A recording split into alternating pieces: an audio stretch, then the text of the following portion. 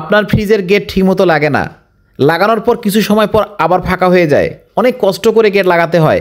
এই সকল সমস্যার সমাধান আজকে আমরা ভিডিওর মাধ্যমে দিব। পুরো ভিডিওটি মনোযোগ দিয়ে দেখবেন এবং ভিডিওটা অবশ্যই শেয়ার করবেন।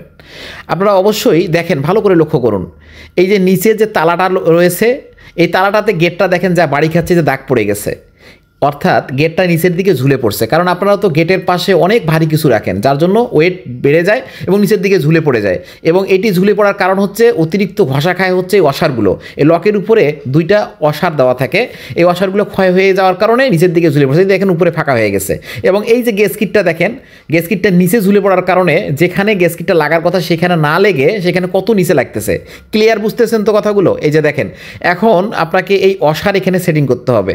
এই অসার নিচে, অর্থাৎ গেটটা খুলে এই যে লকটার উপরে দুইটা অসার দিলেই গেটটা উঁচু হয়ে যাবে, তখন লাগবে না। অর্থাৎ এই অসারগুলো, এই যে দেখেন এই সাদা কালারের অসারগুলো এখানে লাগাতে হবে। এই অসারগুলো দিলে গেটটা উঁচু হয়ে যাবে, এই সমস্যাটার সমাধান হবে। অথচ আপনারা প্রতিদিন কষ্ট করে গেট লাগাচ্ছেন, অনেকের গেট লাগার পর কিছুক্ষণ পর খুলে যায়। কোথা থেকে সমস্যাটা হয় এটা নিয়ে কেউ চিন্তা করেন না। তো আপনাদের এই চিন্তার কারণ কি, কোথা থেকে হয় আমি বলে দিলাম।